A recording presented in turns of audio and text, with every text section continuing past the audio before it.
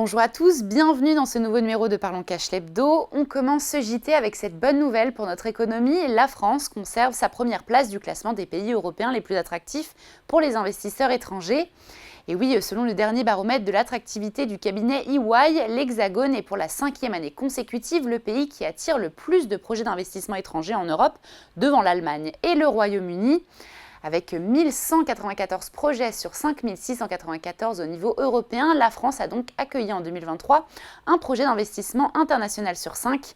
L'Hexagone qui tire donc son épingle du jeu, même si le nombre de projets d'investissement baisse légèrement cette année de 4% en Europe et de 5% en France, très loin du record de 2017 avec 6663 projets.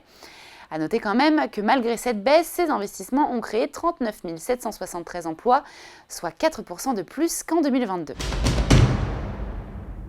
Et on poursuit avec une moins bonne nouvelle pour ceux qui souhaiteraient financer une formation avec leur compte CPF. On en avait déjà parlé, mais ça y est, le compte personnel de formation est devenu payant. Depuis le 2 mai, un reste à charge est donc entré en vigueur avec une participation obligatoire de 100 € pour chaque formation.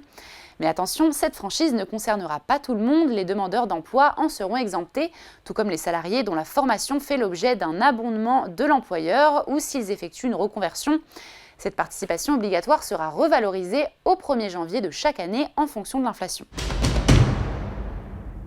Et on termine ce JT par un nouveau record battu, celui du PER qui a franchi fin 2023 les 10 millions de titulaires et les 100 milliards d'euros d'encours. 5 ans après sa création en 2019, le succès de ce placement fétiche des Français est indéniable et les résultats dépassent même toutes les attentes selon Bercy. Un succès qui pourrait être attribué notamment à la refonte ambitieuse réalisée par la loi Pacte. A noter que l'épargne retraite séduit de plus en plus les jeunes, si presque un Français sur deux déclare mettre de l'argent de côté pour sa future retraite.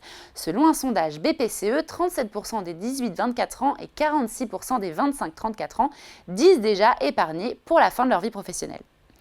Et voilà, Parlons Cash l'Hebdo, c'est fini. On se retrouve la semaine prochaine sur Boursorama.